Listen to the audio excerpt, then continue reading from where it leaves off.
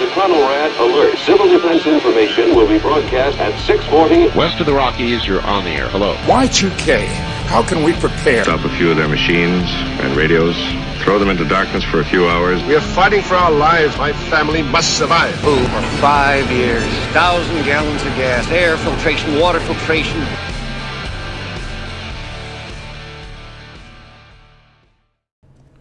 Coming at you from the frozen tundra that is East Central Alberta, Canada, streaming live on YouTube, Facebook, Twitter, Twitch, Telegram, Rumble, and ODYSEE. Welcome back to the workshop where we create community, find freedom, promote preparedness, and share success.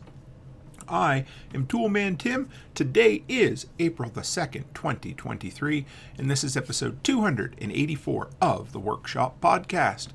Well, how are you guys? I hope you enjoyed yesterday's Ramblin' from the Road.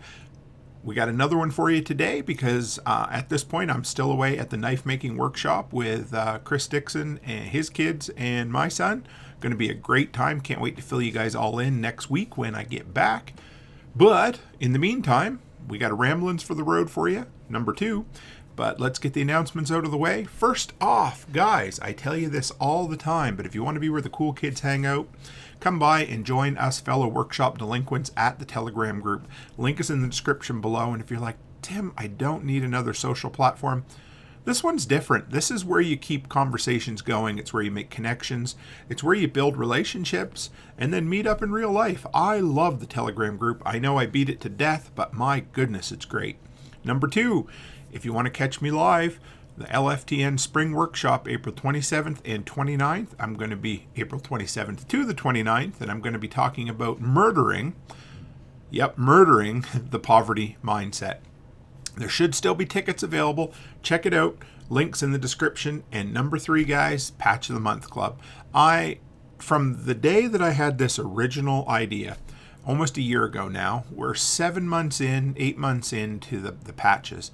And it's really cool to sit here and look at all these different patches that have come up from ideas from the community. I've had them created, I've shipped them out, and now people physically have them. I love it, and I believe in value for value exchange. So if you get value from what I do and you want to support me, well, I also want to give you something for it. So check out patchofthemonth.co, $10 a month, $100 a year. Sign up today and support the workshop. And finally, guys, today's tool.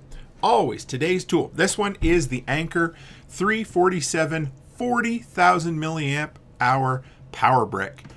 I love that thing. You could literally, dispatch a person with one of them. Those things are incredible. Almost as heavy as a brick, but it works. The only thing, you can't take it on flights. It's great for domestic travel and, going to a hotel, that sort of thing. $79.99. I love it. And description for that, link in the description as well. So guys, with that, today we are going to slide into Ramblings from the Road. This one is living an analog life in a digital world. So enjoy. Hey guys, Toolman Tim here, back with yet another Ramblings from the Road. This is going to be a good one. Oh, I say that all the time, but I mean it. So I am now on my way back from doing my drive-bys and inspections for the out-of-town properties today. It's been a rather adventurous day. So let's start with, who knows when you will hear this. I record these episodes so that I have them to fill in when I make appearances on other podcasts or when I'm traveling, that sort of thing. Today is March the 24th, and what I can tell you is Becky is in England with the 6 other ladies right now. But I recorded an episode on my way to Wainwright today, and as soon as I unplugged my microphone, I like this new Wireless Go one. Do not know what happened, but when I did, the episode saved, I listened to the audio, it was good. As soon as I unplugged the microphone, my screen went black, completely black. Now normally, if the iPhone seizes up or freezes up like that, you have a couple of options. One is hold down the power and volume button. That usually forces a hard reset, or sometimes just holding down on the power button for a few seconds does it. Well, none of the above. So I was sitting on the side of the road fooling with my phone for a little bit, and you guys have heard me mention many times how I try to have 2 is 1, 1 is none, 3 is a guarantee. But when it comes to my phone, I seem to have blinders. And recently we've had 2 data cell phone outage issues in our town. One for 24 hours, the next for about 6 to 8 hours. And then today, with my phone going completely black and having 0 usage, couldn't even get on my phone to access the data that's saved there. I got thinking, I'm like, I have got to change this a little bit. Now, when I came back from my last trip to Tennessee, the first thing I did when I got back was I ordered a hard copy road atlas. I bought the large one so these old eyes can see it. I bought spiral bound so that it can sit flat or fold over so I don't accidentally rip the pages out like we did with the old one we used to have. And I bought one for all of North America in case I ever have to go to Mexico, I suppose. But anyway, that was something I needed or wanted to have. I'm still looking at the possibility of a standalone GPS unit. That's a possibility. I had a community member message me and say that maps.me is a great service you can use that will allow you to download your maps before you leave on the trip so that you don't need to have any data whatsoever, just pull from the GPS satellites. And I like that a lot too. So I've been beating around another idea for a show for a while, and I thought, you know what? It probably could have been a full-length show, but I also like the idea of doing this one off the cuff. So I'm a big fan. I do not know why. Maybe it's the Gen Xer in me. I don't know. But analog technologies. There's something nice about knowing you have something in your hand or something physical that you hold on to that you can use, that at the stroke of a pen or a flick of a switch, there's a better chance it'll still be available. Now, we're going to talk about a lot of analog technologies. Now, here's the thing. Analog, I guess the simplest way to describe, in this day and age, we think digital, anything to do with computers, cell phones, and analog. In analog, we think pretty much anything that isn't, modern cell phone technology. But analog also means an alternative or an option to. So if you've heard the term analogous, it means, in the words of Tommy Chong, or my dad always used to say this, it's the same but different.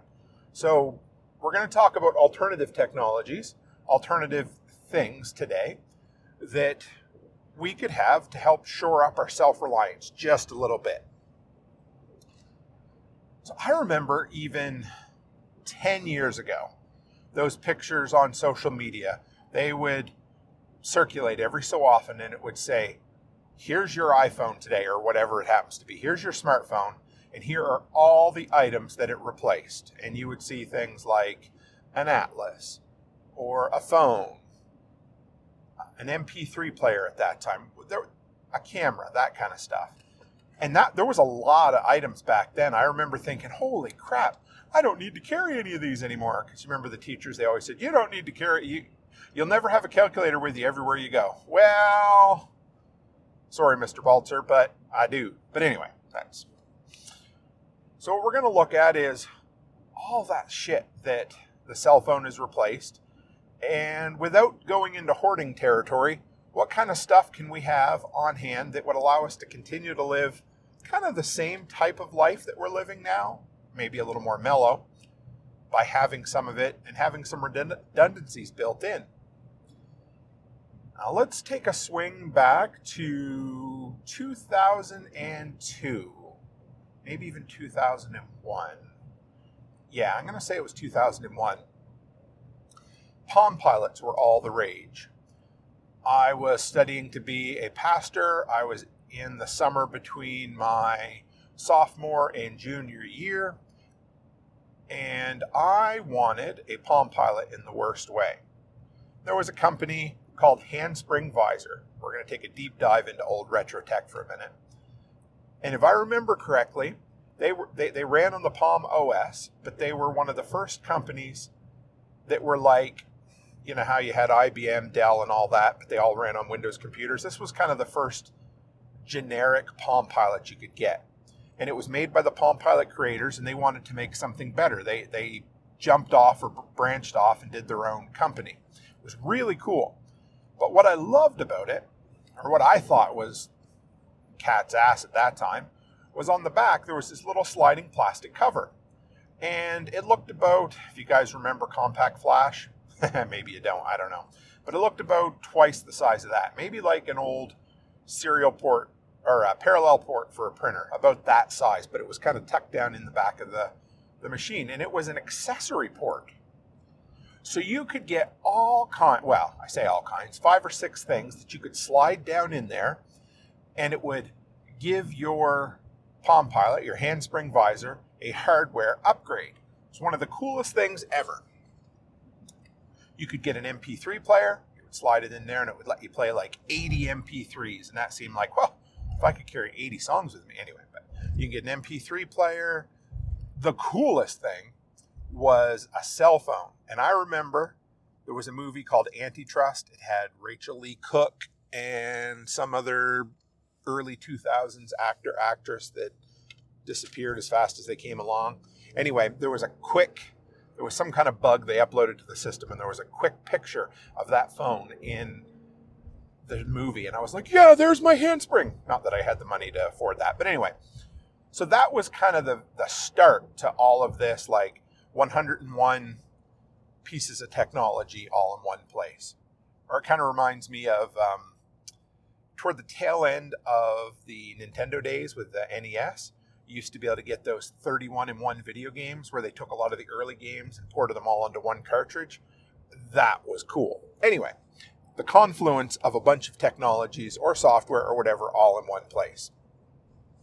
And then, of course, along came the iPhone.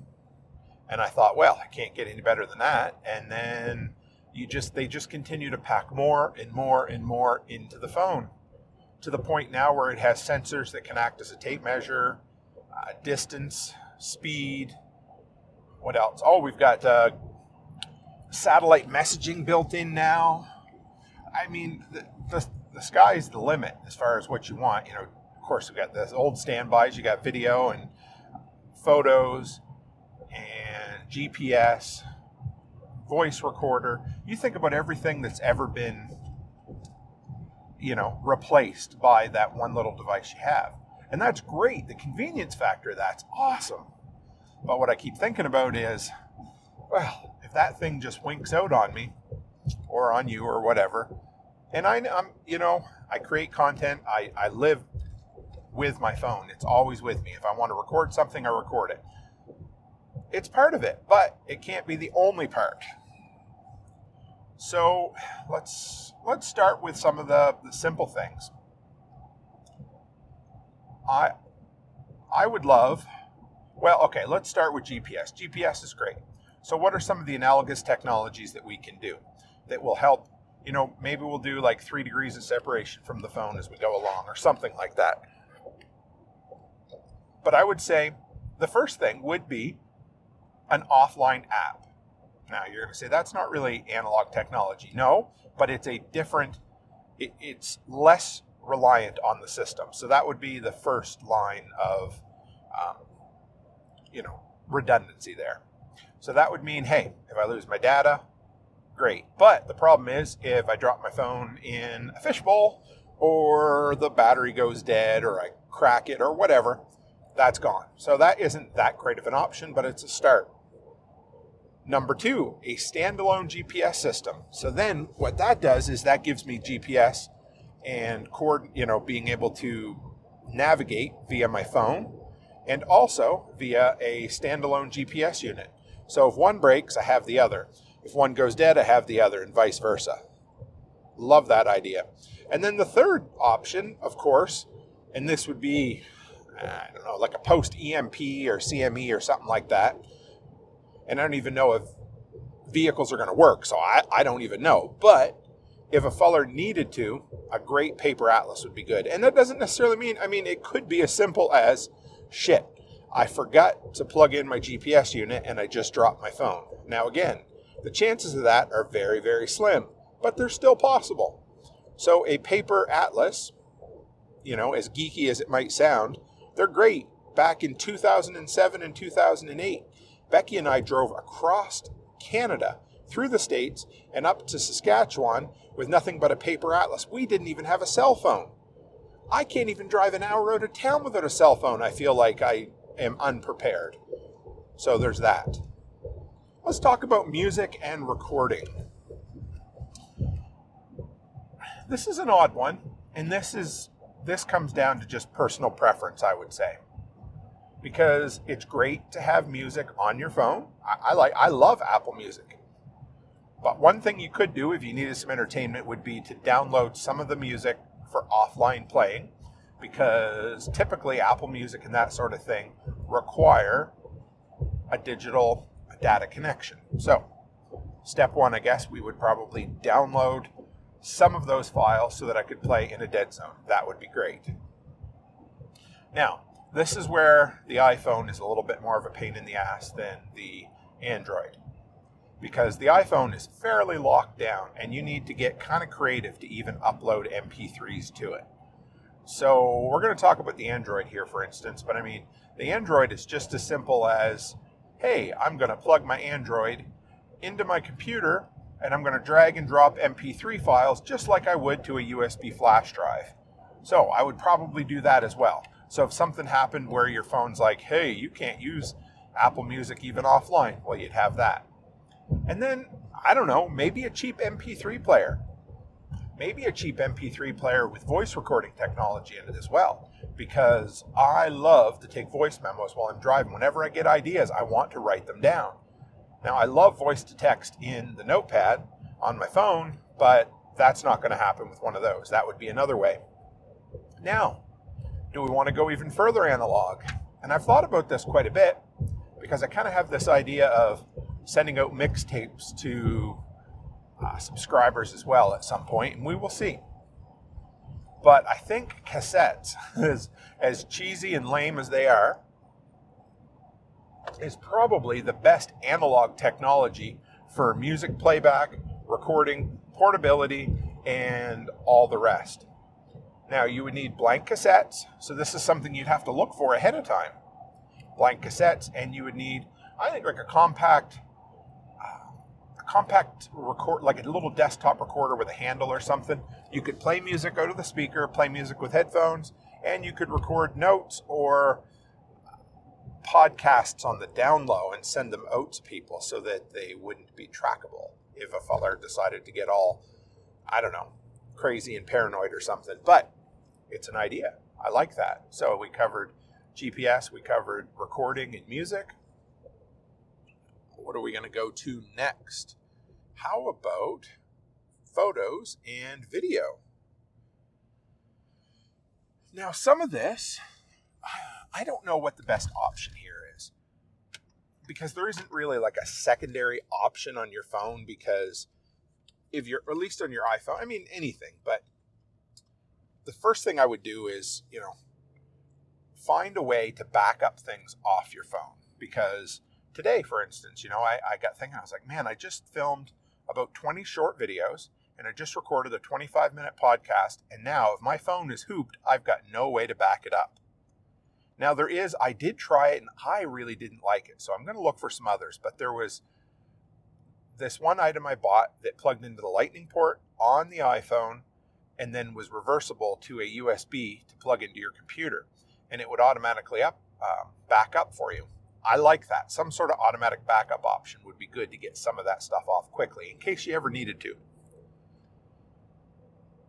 Now, offline, now this can get expensive, but using services like Google Drive or the iCloud, either of those are pretty important to have some sort of access to back up your videos and your pictures. Okay, so that deals with backing up a little bit. Now, as far as taking actual pictures and video, now this depends on how important this is to you, because growing up as a kid, mom and dad, all they ever had was one of them little 110 cameras. I don't know if you remember that. Anybody even a year younger than me is probably like, what the hell is that old man yelling about? Everybody remembers 35 millimeter, but mom and dad had these 110s that took shitty pictures. They were about 3/4 of an inch tall and about 6 inches long. They were just a perfect cubic rectangle. That's what they were. And the film, how to explain it, it looked like 2 reels of film on either end with a long flat piece in this, like maybe like a handlebar mustache or something. But they were horrible. So maybe this gets expensive and the stuff doesn't store really well. But for short-term use for pictures, for identification purposes or whatever, a Polaroid or Instamax camera, Fuji, I think it has Instamax or something along those lines, those would be kind of cool options. And again, you'd be back to the idea of, well, shit, I need to be careful with, I need to practice restraint in the amount of pictures I take, right? Because obviously we're not going to be sending anything away to get it developed. And I kind of skipped a step there, but if you go back to kind of the in-between, I mean, you can buy a decent video/picture digital camera that's 2 or 3 years out of date that would work perfectly fine for pennies on the dollar. Go on eBay or Amazon and find something like that. If you get them cheap enough, buy a couple of them just so you have them. So that would be a way. Now, again, I'm sure as shit not going to be carrying all of these analog options with me at one time, at least not in 98% of the scenarios. But it's a good exercise to go through, because for me, what ends up happening is I think about the things that I need to have, or that I absolutely not just desire, but require, I guess is what I'm thinking. So I can look at, okay, what things do I desire? What would be nice to have? And what are must-haves? And for me, of course, comms and geolocation, being able to navigate, would probably be 2 of the bigger ones. So that covers video and audio and notepad. Now this is pretty friggin' straightforward, but I always need somewhere to put ideas down. And if your notepad on your iPhone dies, well, I mean, it's as simple as bringing a piece of paper with you. And I like that. If you want to get fancy, get yourself one of those nice Write in the Rain notepads. I finally bought one of them when I was in the States, and they're nice. They work good. But for me, I carry a paper agenda everywhere I go anyway. And so there's always place to scrap ideas down. But for me, more than writing them down, it's remembering where I put them, keeping them somewhere memorable or easy to access. So I would say either at the very back or the very front of the book, save 2 or 3 pages to write important ideas down in. Because if I write it on the back of a Walmart receipt and then put it in my pocket and 3 days later I throw it out, well, shit. Because my biggest thing is a notepad is an extension of my brain and my memory. And I get lots of inspiration all the time. But the big problem is finding time to write it down, or it's gone. I kind of got that 10-second rule that if I don't write down something I get inspired on right that minute, the next little thing is going to slide right in there and take its place. So that's pretty easy as far as that goes. Now, I mean, how about measurement? This is a crazy one, but there's so many things that people are going to replace in the next few years with your phone, but simple as a tape measure or something, and that's not that important, but I can see where it's going to become commonplace, where people are like, hey, I'm just going to point my phone at something, take a picture, or snap a button, and it's going to tell me the distance. So having a great old tape measure would do the trick for that, and I don't think there's really any need to have an in-between option there. So how about comms, guys? This is a big one, or one that would be, this is a hard one to figure out. Now, this is absolutely easy if you're home, but it's getting more difficult because it was always very, the option or the advice was always, hey, get yourself a home phone. Well, cool. I'd love to. Well, no, I wouldn't. We haven't had a home phone in 10 years. But the thing is, a lot of home phones are now 100% digital anyway. If the internet goes down, they don't work. The days of being able to steal a little bit of power from the low voltage phone lines, that's long gone. So you want to look into your backup phone system for your town to see if it works. But either way, if you're home, a home phone makes sense. because if the cell towers are down, there's a good chance that your Wi-Fi and your landline might still work. Now, if it's a bigger issue, then we got to go beyond that. So locally, having some sort of comms plan, and you guys know, you've been following me for a while. I've been beating this idea around quite a bit. You know, my furthest relative is my brother-in-law. He is 10 miles straight north of me. There's a little bit of a grade, not a ton, but just a little too much for just straight old line of sight. So I think it's going to come down to needing to come up with some sort of ham system. Now, if I'm traveling, I am now going to travel. When I went to North Carolina and Tennessee last September, I had an extra phone in the truck. But I took it out about a month ago because it turned out that I got the wrong plan on it and it had to be returned at the end of the contract. It's the only one. I've had a bunch of phones over the years, and that was the only one. They had to send it back or they were going to charge me like $500. So I grabbed my old iPhone 10 and now it's sitting in my truck. So what I like about that, a couple of options here.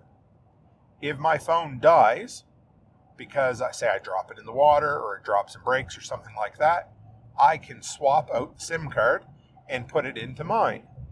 Now, if it's something worse than that, if, I don't know, say some friggin' weirdo called in and pretended to be me and had all my phones canceled because they knew I was traveling through the States, well, I could stop and get a pay-as-you-go SIM card at any 7-Eleven for, can't be that much money, pop it into that old phone or my other phone, and Bob's your uncle.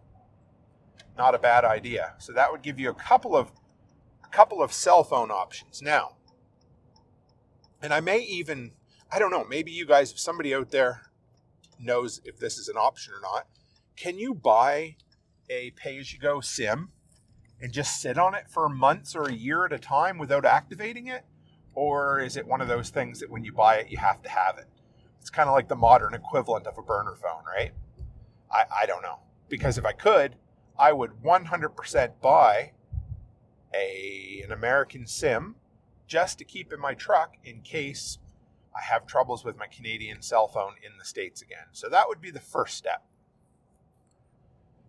I mean, you're not gonna take quarters or, go find yourself a payphone anywhere.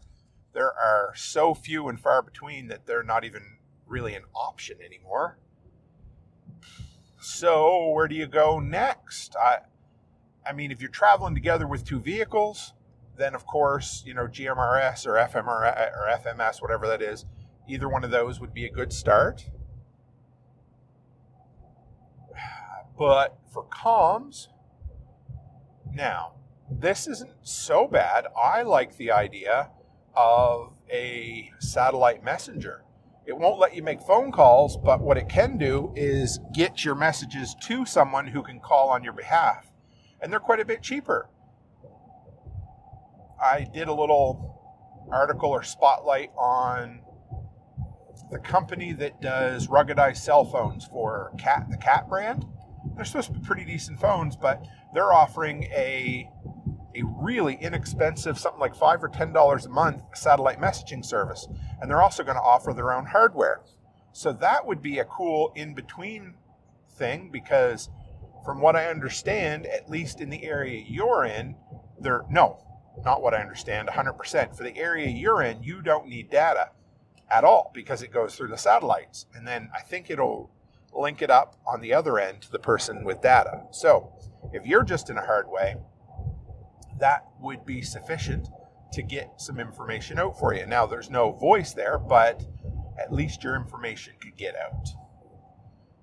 Now, if you wanted good voice, two-way communication, I think, everybody take a drink because I'm going to say ham radio.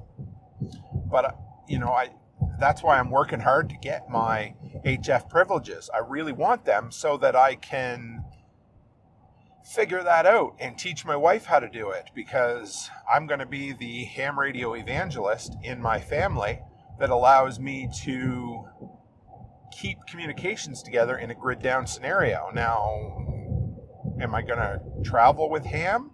I probably would, at least a little bit. I wouldn't mind that. I might even take my mobile 2-meter with me this time just to listen to local repeaters as I travel down through the States. I'm not sure. We'll see. Maybe, maybe not. But I do want to get set up with something like that because it really does suck. You feel lost when you are on a road trip, 3/4 of a day into a 3-day road trip, and you are cut off from the world. Or at least what feels like you're cut off from the world, especially when you're in a quote-unquote foreign country. Now, could I get by? Absolutely. I've gotten by on worse, I'm sure. But the longer we go, and the next generation, the kids that come behind us, the millennials and the Gen Zers, it's going to be important to teach them this kind of stuff. And the analog technologies that is retro right now is going to be antique. And I watched quite a video last night about this exact topic, and there was a guy who has collected retro tech for the last 30 years. Things like old Compact and Apple laptops. Stuff that when he first started his channel 10 years ago was old, but in the last 10 years they've been sitting in climate-controlled storage, and batteries are starting to corrode. Screens are starting to delaminate. Mold is growing between the panels of these screens, things that you would not expect. We expect technology to always be there.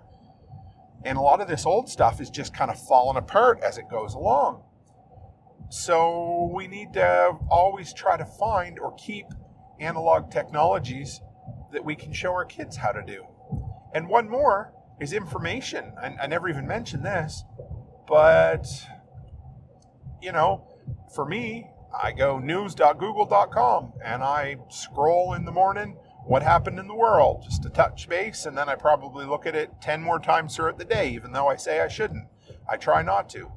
And it's so damn boring and stupid and repetitive, but I have this addiction once in a while. So anyway, I try to stay away from it, but you do need some information. You need to know what's going on, especially in a bug out or a disaster kind of scenario. So you've got your phone. Okay, if that doesn't work, well, where do you go? Well, for me, I have satellite radio, which is great for some reasons. I could tune into things like CNN or Fox News on there, but those are the national feeds. If it's something more regional, I may have to wait an hour or two to get the information. So the next best step would be good old FM radio. So if you have that built in, or AM radio, and sorry if you are an electric car owner, you probably do not have AM radio. But those would be good. Now, what happens if you're on the side of the road, broke down, or you're trying to conserve fuel and or battery? Well, it sure wouldn't hurt to have some sort of compact radio. I'm a sucker for a shortwave. I like it. I don't spend enough time on it, but I sure enjoy it when I play with it. I've got 2 little shortwave radios that are as small as a little bigger than a deck of cards, about the size of a jumbo deck of cards. They're great to have. They're fun to play with. They have FM, they have AM, and of course they have shortwave. So that covers most of what you need. FM for entertainment, AM for information, and shortwave if the shit hits the fan and you want to listen to some crazy evangelical pastor from Brazil screaming or something. I don't know, but you know what I'm saying. So that, for information, that's a great way to do it. Now, what about entertainment? We talked about music. What about video? You're like, oh, well, I'll just watch Netflix. Well, okay, you dropped your phone in a puddle or whatever. I don't know. I'm not going to say go out and buy a shit ton of VHS tapes because they're big and bulky and miserable to transport. But if you did want a few movies, I would say maybe buy like whole TV seasons on Blu-ray.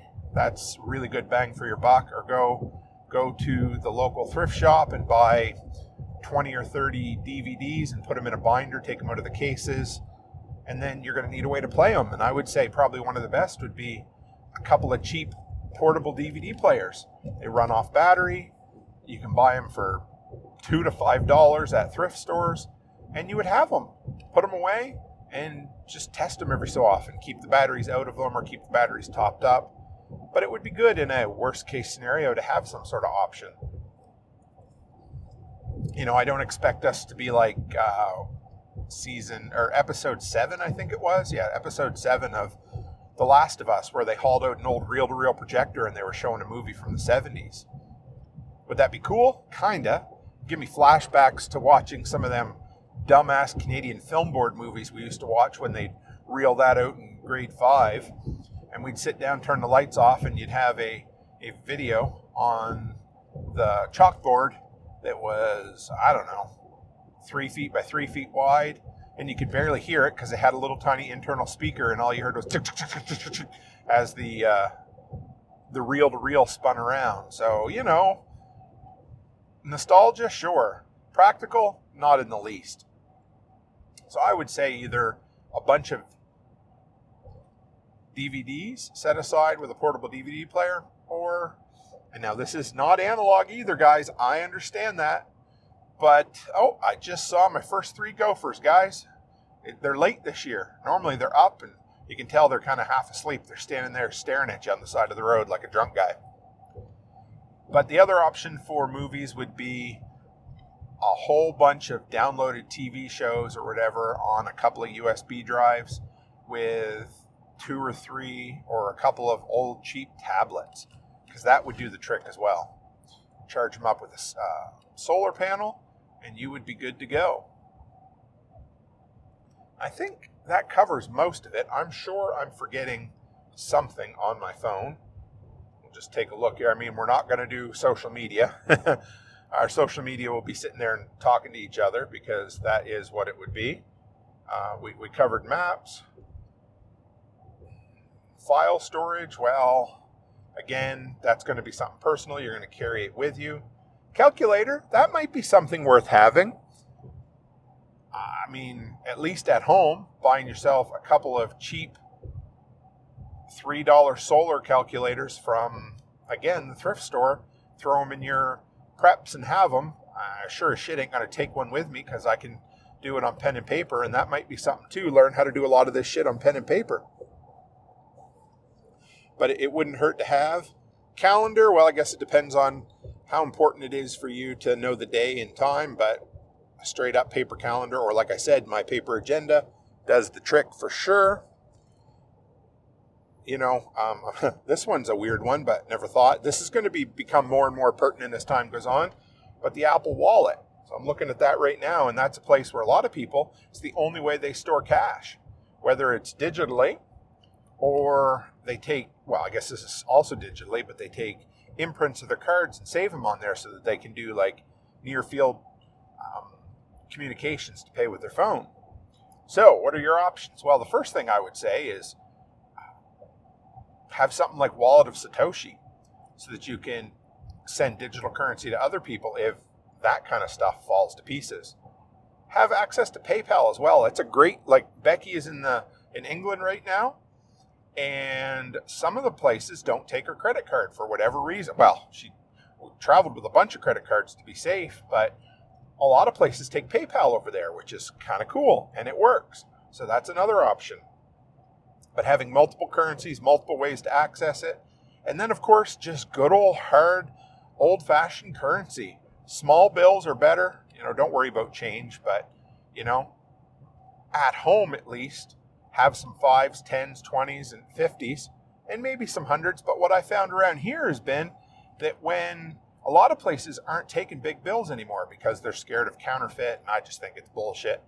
But yeah, it's worth having. It was $100 probably on me when I was in Calgary and the big outage went. $100 doesn't go very far anymore. So now on long trips, I plan on having $300 in my wallet. That's my go-to amount. Just something to put in there and not have to worry about. Because again, it's just another thing that's become digitized in our life. So have a backup and another backup. Beyond that, I think that just about covers all the basics, guys. So I'd like to hear from you what kind of options you guys have for analog technologies, because I'm sure I forgot something. When I'm driving, it's always the hardest thing to remember. Everything that you plan on talking about, you got 100 ideas when you start, and 30 of them make it to the airwaves. But that was a fun one. I may do a deeper dive into that down the road, but for now, That's my thoughts on going analog in a digital world. So guys, as always, stay happy, stay healthy, and have a great week.